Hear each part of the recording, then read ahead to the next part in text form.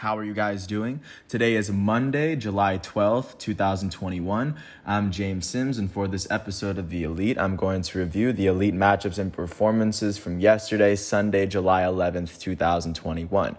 And of course, I'm going to preview everything that goes on today as we navigate the world of sports one day at a time.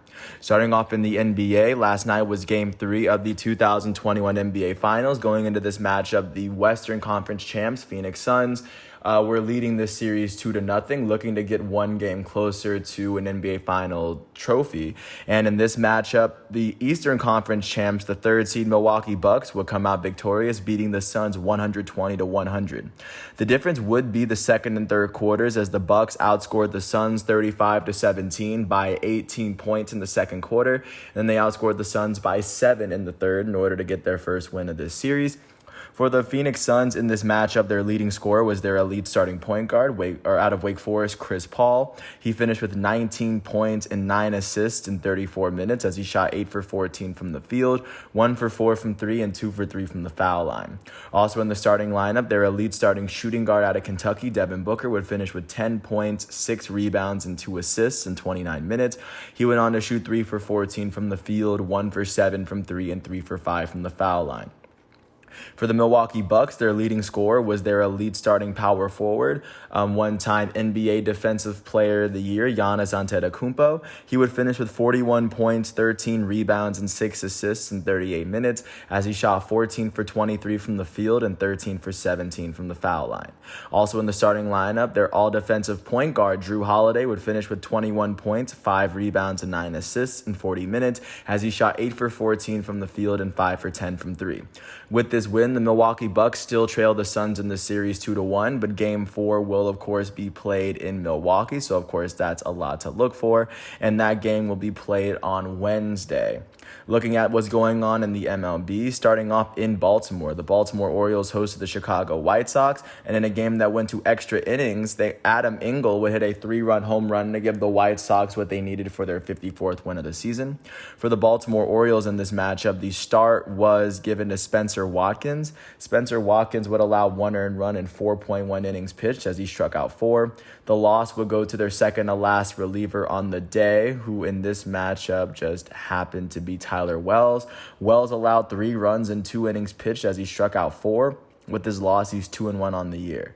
In their batting lineup, nobody on the team would finish with more than 1 hit. For the Chicago White Sox, the start went to Dylan Cease. He allowed 2 earned runs in 5 innings pitched as he struck out 6. The win was given to their elite relief pitcher, Liam Hendriks, as Hendriks allowed 2 earned runs in 1 inning pitch, striking out 3. With this win, he's now 4-2 on the season, and the save would go to Matt Foster. Foster allowed no earned runs in .2 innings pitched. That'll be his first save of the year. In the White Sox batting lineup, their center fielder, Adam Engel, would end up going 2 for 4 with 3 RBIs and 2 runs. He would hit his 5th home run of the season. Also, their left fielder, Andrew Vaughn, would go 2 for 4 with 4 RBIs and 2 runs. He hit his 9th and 10th home runs of the season yesterday, and with this win, the Chicago White Sox are now 54-35. That is the best record in the American League Central, and win percentage-wise, that is the best record in the American League, as they have now won their last 5 games, and they've won 7 of their last 10. They now sit 8 games ahead of the second-place Cleveland Indians in their division. With this loss, the Baltimore Orioles are now 28-61. That is the worst record in the American League East, and that is the worst record in the American League to give a sense of where they sit. They've lost their last 4 games, and they've lost 7 of their last 10. They now trail the Boston Red Sox by 26 whole games in the division. Jumping out to New York, the New York Mets hosted the Pittsburgh Pirates. The Pirates would end up beating the Mets 6-5 after the Mets scored all 5 of their runs in the first inning. The Pirates would gradually come back, and then it would be a Wilmer Difo single that would give the Pirates their 34th win of the year. For the New York Mets, the start was given to Aaron Loup. Loup would go on to allow no earned runs in 2 innings pitched as he struck out 2. The loss would go to their setup relief pitcher, Edwin Diaz.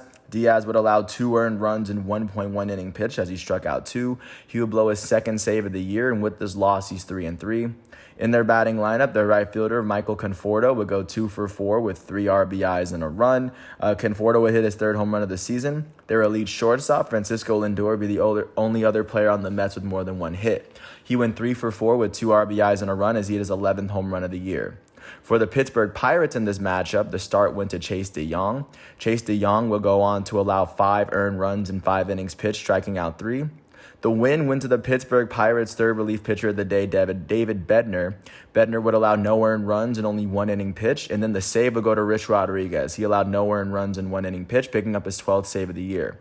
In their batting lineup, their second baseman, Adam Frazier, would go 3 for 5. Their shortstop, Kevin Newman, would go 2 for 5 with a run.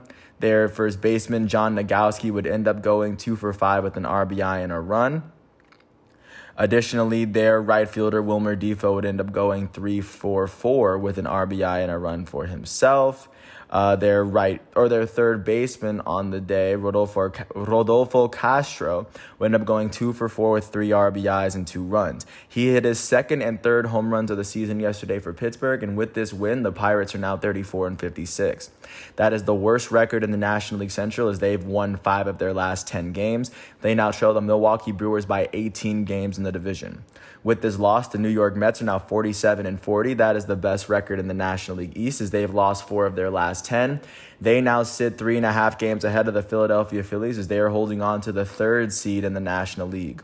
Jumping out to Tampa Bay, the Tampa Bay Rays hosted the Toronto, now Buffalo Blue Jays, and in this matchup, the Blue Jays would win this one 3-1, scoring all 3 of their runs in the 3rd and 4th innings. For the Tampa Bay Rays, the start and the loss went to Rich Hill. He allowed 3 earned runs in 5 innings pitched, striking out 2. With this loss, he's 6-4 on the year. In their batting lineup, their third baseman, Yandy Diaz, would end up going 2 for 3, as he had 2 of the team's 3 hits on the day. For the Toronto Blue Jays, the start and the win went to Robbie Ray. Ray allowed no earned runs and only 1 hit in 7 innings pitched, as he struck out 11 and only walked 1 batter. With this win, Robbie Ray is 7-4 on the season. The save would go to their closer for the day, Jordan Romano. Romano would allow 1 earned run in 1 inning pitched. With this save, he now has 7 this year. In their batting lineup, the only player with more than 1 hit was their third baseman, Santiago Espinal. Espinal would end up going 3 for 4 with an RBI on the day. With this win, the Toronto Blue Jays are now 45-42. That is the 3rd best record in the American League East, win percentage wise. They have now won 4 of their last 10 games, and they now sit 8 games behind the Boston Red Sox alongside the New York Yankees. With this loss, the Tampa Bay Rays are now 53-37. That is the 2nd best record in the American League East. They've lost 4 of their last 10 games, as they now trail the Boston Red Sox by 1.5 games in the division. They are currently holding the 1st seed in the American Wild Card race, as they sit 2 games ahead of the 2nd place Oakland A's. Jumping out to Boston, the Boston Red Sox hosted the Philadelphia Phillies, and in this matchup, the Phillies would beat the Red Sox 5-4, scoring all 5 of their runs in the 3rd and 4th inning. For the Boston Red Sox, the start and the loss went to Nick Pivetta. He allowed 5 runs in 4 innings pitched, as he struck out 4. With this loss, he's 7-4 on the year. In their batting lineup, their right fielder, Hunter Renfroe, would go 2 for 3 with a run. And then there's their catcher, Christian Vasquez, would go 2 for 4. Not to mention their second baseman on the day, Christian Arroyo, would end up going 3 for 3 with an RBI and a run. For the Philadelphia Phillies in this matchup, the start and the first inning of pitching went to Brandon Kintzler. Like I said, he pitched 1 inning and only allowed 1 earned run. The win for the Phillies went to their first relief pitcher on the day, Christopher Sanchez. Sanchez allowed 1 earned run in 3 innings pitched, as he struck out 2. With this win, he's 1-0 on the season. And the save would end up going to Ranger Suarez. He would allow no earned runs in 2.1 innings pitched, as he struck out 4. That would be his 2nd save of the year. In their batting lineup, their third baseman, Ronald Torreyes, would end up going 3 for 4 with 3 RBIs and 2 runs. That'll be his third home run of the year. With this win, the Philadelphia Phillies are now 44-44. That is the 2nd best record in the National League East, as they've won their last 2 games and they've won 7 of their last 10.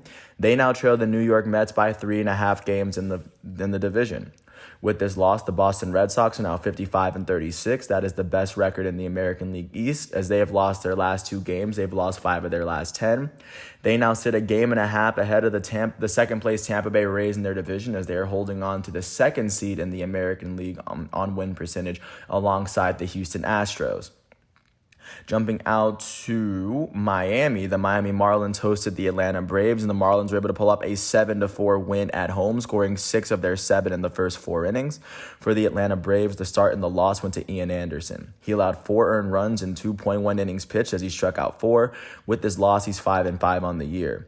In their batting lineup, their shortstop Dansby Swanson would go 2 for 3 with 2 RBIs and 2 runs. Swanson would hit his 14th and 15th home runs for the Braves last night. And for the Miami Marlins, the start and the win with the Pablo Lopez. He allowed 3 earned runs in 6 innings pitched as he struck out 9. With this win, Lopez is 5-5 on the year. In their batting lineup, their second baseman Jazz Chisholm will go 2 for 5 on the game. Their first baseman Jesus Aguilar will go 2 for 5 with 4 RBIs and a run as he hit his 15th home run of the season. Their left fielder Jesus Sanchez would end up going 3 for 4 with 2 runs on the day, and then their shortstop Miggy Rojas would end up going 3 for 4 with an RBI on the day. With this win, the Miami Marlins are now 39-50. That is the worst record in the National League East, and that is the third worst record in the National League. They've won 5 of their last 10 games as they now trail the New York Mets by 9 games in the division. With this loss, the Atlanta Braves are now 44-45. That is the third best record in the NL East as they've lost 4 of their last 10 games. They now trail the New York Mets by 4 games in the division. Jumping out to Minneapolis, the Minnesota Twins hosted the Detroit Tigers, and in a game that went to the 10th inning, the Minnesota Twins would win off of a 3-run walk-off home run from Jorge Polanco to get their 39th win of the year. For the Detroit Tigers, the start was given to Willie Peralta. Willie Peralta would end up allowing 1 earned run in 5 innings pitched as he struck out 2. The loss would go to the Tigers closer on the night, who ended up being Derek Holland. Derek Holland would allow 4 runs in 1.2 innings pitched as he struck out a batter. With this loss, he's 1-2 on the year. In their batting lineup, their center fielder, Akil Baddoo, would go 2 for 5 with 3 RBIs and 2 runs. He hit his 6th home run of the year.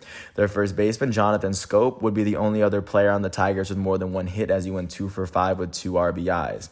For the Minnesota Twins, however, the start went to Jose Berrios. He allowed 4 earned runs in 7 innings pitched as he struck out 8. The win would go to the Twins closer, Tyler Duffy, as he went on to allow no earned runs in 1 inning pitch, striking out 2. With his win, he's 1-2 on the year. In their batting lineup, their first baseman, Alex Kirilloff, would go 2 for 5 with 2 RBIs and a run. Additionally, their second baseman, Jorge Polanco, would go 3 for 6 with 5 RBIs and a run.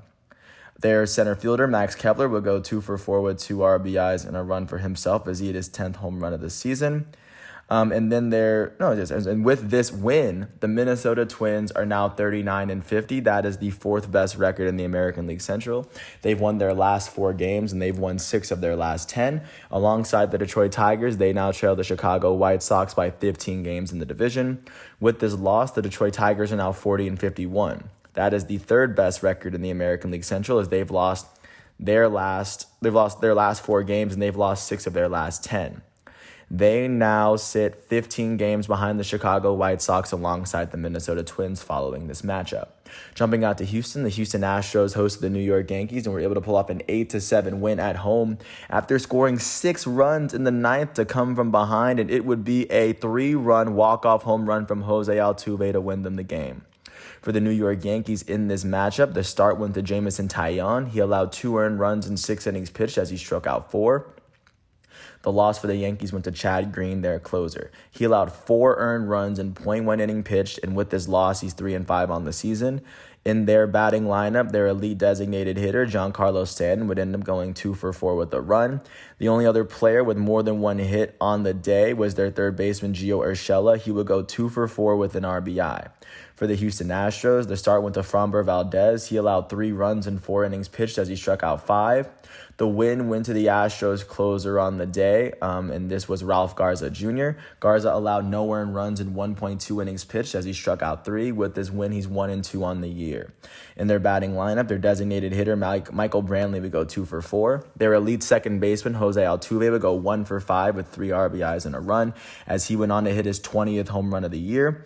Their right fielder, Kyle Tucker, would go 2 for 3 with an RBI and 2 runs as he hit his 15th home run of the season. With this win, the Houston Astros are now 55-36. That is the best record in the American League West as they've won 7 of their last 10 games. They now sit 3.5 games ahead of the second-place Oakland Athletics in their division as they are tied with the Boston Red Sox for that second seed in the American League at the moment. With this loss, the New York Yankees are now 46-43. That is the fourth best record in the American League East, as they've lost 5 of their last 10. Alongside the Toronto Blue Jays, they now sit 8 games behind the Boston Red Sox in their division, as they also sit 4.5 games behind the Oakland Athletics for that second American League wildcard spot. Jumping out to Milwaukee, the Milwaukee Brewers hosted the Cincinnati Reds. The Reds were able to pull up a 3-1 road win after scoring 2 runs in the ninth, both from Nick Castellanos' single. For the Milwaukee Brewers in this matchup, the start and the win went to Brandon Woodruff. Woodruff allowed 1 earned run in 6 innings pitched as he struck out 4. The loss would go to their elite relief pitcher, Josh Hader, as he allowed 2 earned runs in .2 innings pitched, striking out 2. With this loss, Hader is 3-2 on the season. In their batting lineup, nobody on the team could register more than 1 hit, and a lot of that can be attributed to great Reds pitching. For the Reds, the start went to Luis Castillo. He allowed 1 earned run in 5.1 innings pitched as he struck out 6. The win went to the Reds' 4th relief pitcher on the day, Ryan Hendricks, as he allowed no earned runs in .2 innings pitched as he struck out 2. With this win, he's now 5-1 on the year, as the save went to the Reds' closer for the day, Josh Osik. He allowed no earned runs in 1 inning pitch, striking out a batter as he picked up his first save of the year. In their batting lineup, their right fielder, Nick Castellanos, would go 2 for 5 with 2 RBIs. Their first baseman, Joey Votto, would go 2 for 5 with an RBI. Their catcher, Tyler Stevenson, would go 2 for 4. And then the Reds shortstop for the day, Mike Freeman, would end up going 2 for 3. With this win, the Cincinnati Reds are now 48-42. That is the second best record in the National League Central. They've won their last 3 games, and they've won 8 of their last 10. They now trail the Milwaukee Brewers by 4 games in the division, and they currently trail the San Diego Padres by 3.5 games for the second National League wildcard spot. With this loss, the Milwaukee Brewers are now 53-39. That is the best record in the National League Central, as they've lost their last 3 games and they've lost 6 of their last 10. They still sit 4 games ahead of the second place Cincinnati Reds, as they are currently holding on to the 2nd seed in the National League at the moment.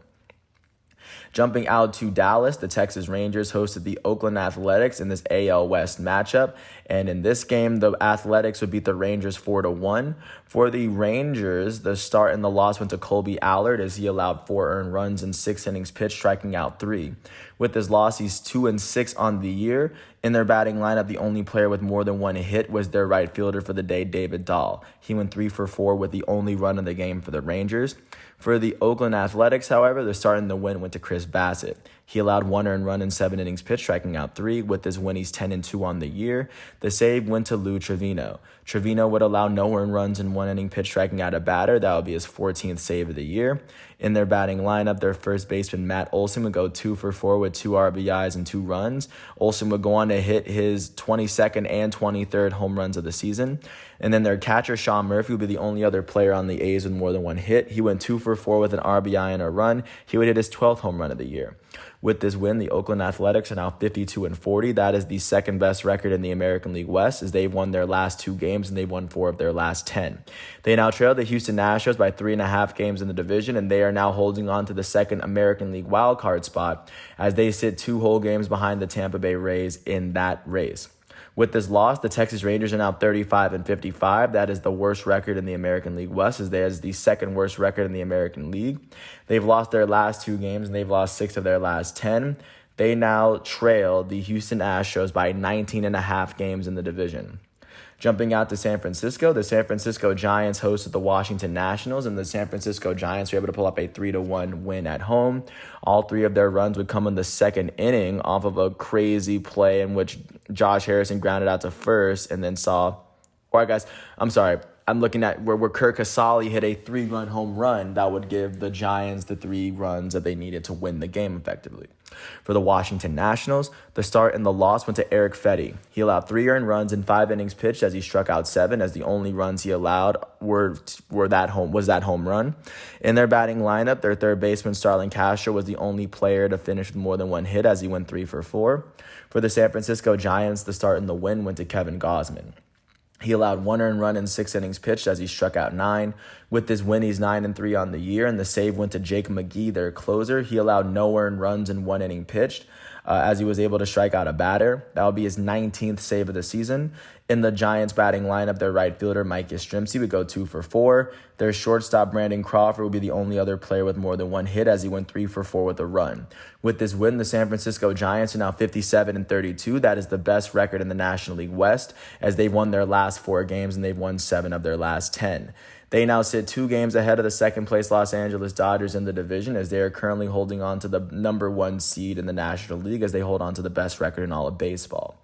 With this loss, the Washington Nationals are now 42-47. That is the 4th best record in the National League East as they've lost their last 4 games and they've lost 8 of their last 10.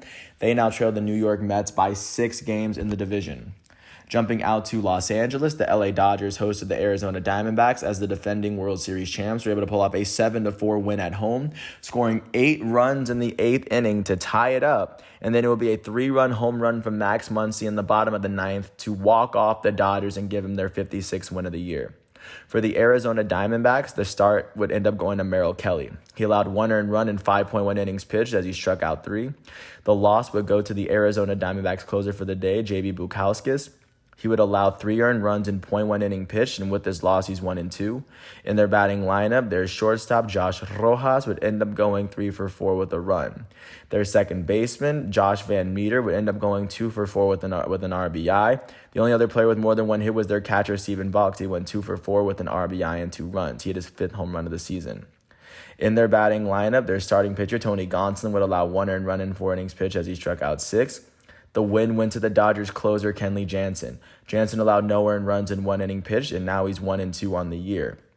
In their batting lineup, their elite right fielder, Mookie Betts, went 3 for 4 with an RBI and 3 runs. He hit his 13th home run of the year. Their first baseman, Max Muncy, would go 3 for 5 as he went 3 for 2, and his walk-off home run was his 19th of the year. Their second baseman, Chris Taylor, would go 2 for 4 with an RBI as well. With this win, the defending champs LA Dodgers are now 56-35. That is the second best record in the National League West as they've won their last 2 games and they've won 6 of their last 10. They now trail the San Francisco Giants by 2 games in the division, and they are holding on to the top seed in the National League wildcard. They sit 4 games ahead of the second-place San Diego Padres in that race. With this loss, the Arizona Diamondbacks are now 26-66. That is the worst record in the National League West, the worst record in the National League, and the worst record in the major leagues. They've lost their last 2 games and 6 of their last 10. They now trail the San Francisco Giants by 32.5 games, which is the gap between the best and worst teams in baseball, just to give a sense of what that is. Jumping out to San Diego, the San Diego Padres hosted the Colorado Rockies. The Rockies were able to put up a 3-1 win on the road after the Padres scored their only run of the game. For the San Diego Padres, the start went to Ryan Weathers. Weathers allowed no earned runs in 2 innings pitched as he struck out 1. The loss would go to the Padres' third relief pitcher, Craig Stammen. Stammen allowed 1 earned run in 1.1 inning pitched. With this loss, he's 3-2 on the year. In their batting lineup, their first baseman, Eric Hosmer, would go 2 for 4. He was the only player on the Padres with more than 1 hit. For the Colorado Rockies, the start and the win went to John Gray. Gray would go on to allow 1 earned run in 6 innings pitched as he struck out 7. With this win, he's 6-6 on the year, and the save went to Daniel Bard. Bard would allow no earned runs in 1 inning pitched as he struck out 2. That will be his 14th save of the year.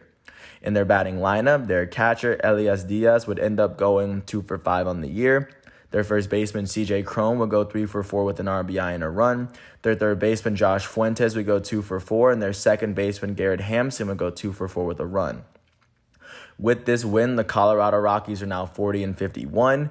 That is the 4th best record in the National League West as they've won their last 2 games and 6 of their last 10.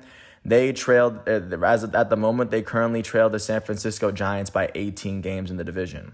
With this loss, the San Diego Padres are now 53-40. That is the 3rd best record in the National League West.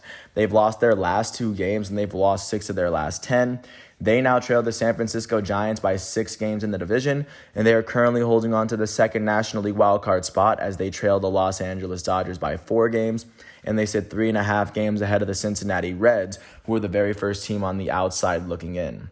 Last but not least, jumping out to Seattle, the Seattle Mariners hosted their division rivals, the Los Angeles Angels. In this matchup, the Angels would beat the Mariners 7-1. After the Mariners scored their only run in the first inning, the Angels would come from behind, obviously, and win the game. For the Mariners, the start would end up going to their starting pitcher for the day, Hector Santiago. Hector Santiago would allow 1 earned run in 3 innings pitched as he struck out 1. The loss for Seattle will go to their second relief pitcher, Yohan Ramirez. Ramirez would allow 2 earned runs in 0.1 inning pitched, and with this loss, he's 0-1 on the year.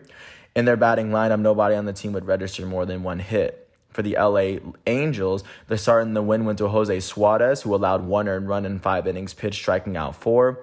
With this win, he's now 4-2 on the season. The save would end up going to Raisel Iglesias, who allowed no earned runs in 1.1 inning pitched. That would be his 19th save of the year. In their batting lineup, their second baseman, David Fletcher, would end up going 4 for 5 with 4 RBIs and 2 runs. He had his second home run of the year. Their designated hitter, Shohei Ohtani, would be the only other player on the Angels who had more than 1 hit, as he went 2 for 4 with a run. With this win, the Los Angeles Angels are now 45-44. That is the 4th best record in the American League West. They have now won 7 of their last 10 games, and they now trail the Houston Astros by 9 games in the division. With this loss, the Seattle Mariners are now 48-43. That is the 3rd best record in the American League West. They've lost 4 of their last 10 games, and they now trail the Houston Astros by 7 games in the division. And at the moment, they trail the Oakland Athletics by 3.5 games in the wild card race, as the Mariners are the first team on the outside looking in. Right now, that is what the MLB is looking like as we get into today. And looking at what happened yesterday in the world of soccer, yesterday was the final for the 2020 Euro tournament. And in this game, Italy and England would end up going to extra time and penalties after England's Luke Shaw was scored in the 2nd minute. And then Italy would tie it up in the second half by Leo Bonucci, their center back. And then in penalty kicks, Italy would win it 3-2 thanks to amazing performances from their elite goalkeeper, Gianluigi Donnarumma. And I'm going to follow this up with a championship profile of how Italy made it. But other than that, I want to thank the NBA website, MLB, FIFA, and everything else for giving me the facts and figures that I needed to do this episode. And I want to thank everyone for listening to all 27 minutes of this episode. I hope all is well. And once all of today's matchups and exhibitions are done, I will come back tomorrow with another episode. And until then, I want to thank everyone once again for listening to this. Peace. I hope all is well, and peace out. I'll catch you tomorrow.